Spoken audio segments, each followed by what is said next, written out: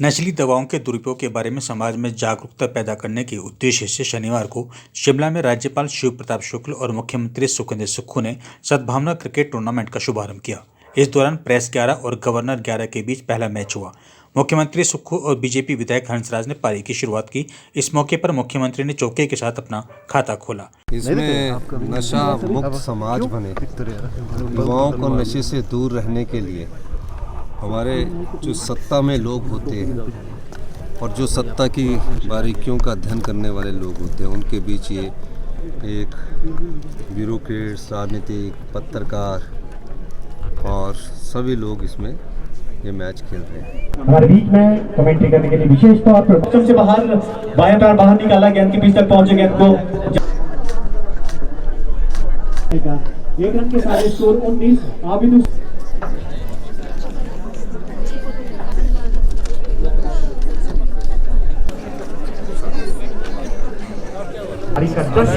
Locked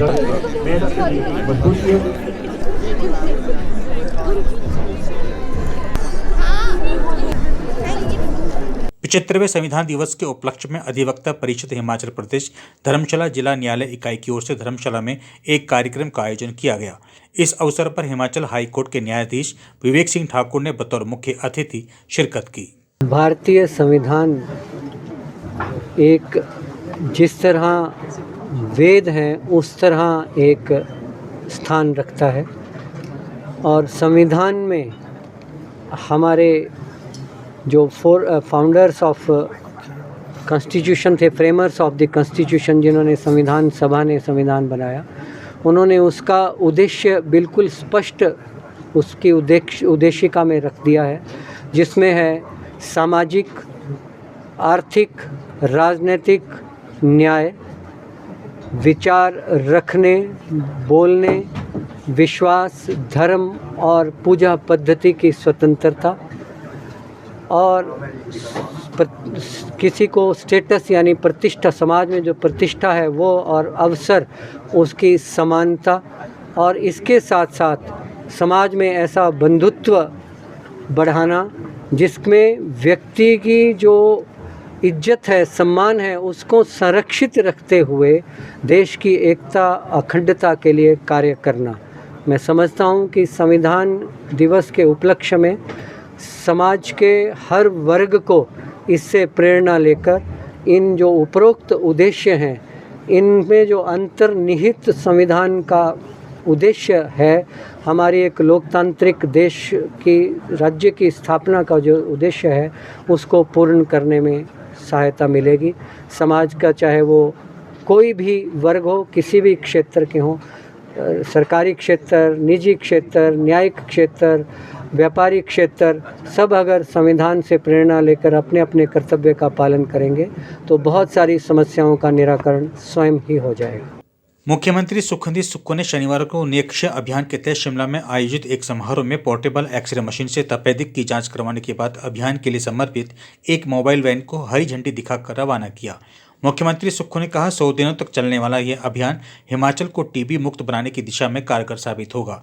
इस अभियान का उद्देश्य टीबी के मामलों की समय पर पहचान, प्रभावी उपचार और समुदाय में जागरूकता सुनिश्चित करना है। जब से हमारी सरकार सत्ता में आई है, हमारा प्रयास हमेशा से हेल्थ सेक्टर को मजबूती प्रदान करने का रहा है। चाहे वो किसी भी क्षेत्र में ले लीजिए, टीबी से संबंधित है, जो भी नई बीमारियां दिन प्रतिदिन आती है, सीजनल डिजीज आती है, सब प्रकार से हमारी सरकार प्रयास कर रही है कि इनका डायग्नोज प्रॉपर तरीके से हो।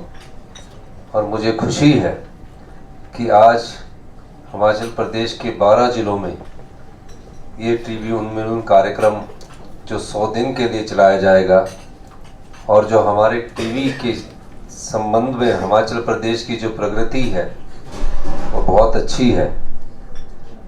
तकरीबन 4000 के करीब से कम के लोग हमारे टीबी के से ग्रस्त होंगे।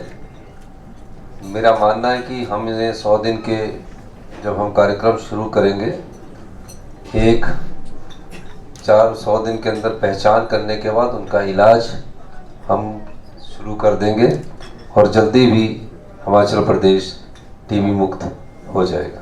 सशस्त्र सेना झंडा दिवस के अवसर पर शनिवार को सैनिक कल्याण विभाग के निदेशक ब्रिगेडियर मदन शील शर्मा ने मुख्यमंत्री सुखविंदर सुक्खू को फ्लैग लगाया। इस अवसर पर मुख्यमंत्री ने सशस्त्र कल्याण कोष में अंशदान किया और लोगों से सेवारत एवं पूर्व सैनिकों के कल्याण के लिए उदारतापूर्वक योगदान का आह्वान किया। हिमाचल में कांग्रेस सरकार के कुशासन के खिलाफ शनिवार को बीजेपी संगठनात्मक जिला मुख्यालय चंबा में जन आक्रोश प्रदर्शन किया गया। इस दौरान कांग्रेस विरोधी नारे भी लगाए गए। नहीं चलेगी ये सरकार, नहीं चलेगी ये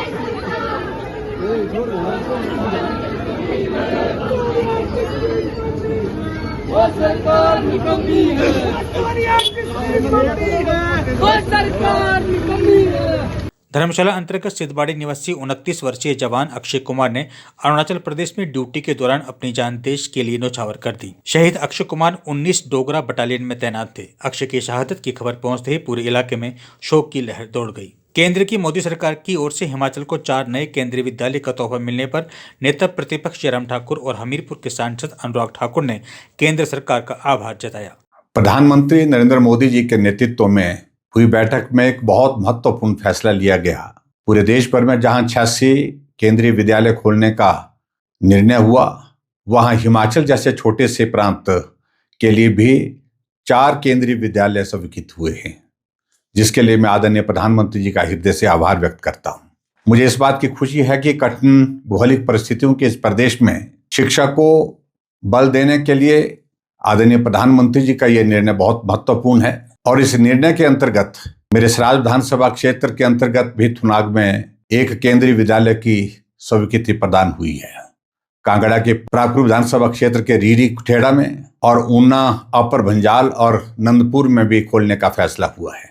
हिमाचल के लिए फिर एक बार खुशखबरी। प्रधानमंत्री नरेंद्र मोदी जी ने हिमाचल के लिए 4 केंद्रीय विद्यालयों को मंजूरी दी है। जिला कांगड़ा के जसवा प्रागपुर में, रीडी कुठेड़ा में, तो वहीं जिला ऊना में नंदपुर और गोकुल नगर अपर भंजाल में मंजूरी की गई है। तीनों ही हमीरपुर संसदीय क्षेत्र में आते हैं। तो चौथा थुनाग में जिला मंडी में मंजूर किया गया है। मैं माननीय प्रधानमंत्री जी का और माननीय केंद्रीय मंत्री धर्मेंद्र प्रधान जी का बहुत बहुत आभार प्रकट करता हूं। हिमाचल को एक बड़ी सौगात देने के लिए बच्चों को अच्छी शिक्षा मिलेगी और उज्जवल भविष्य बनेगा और हिमाचल के बच्चे देश और प्रदेश का मान सम्मान बढ़ेगा।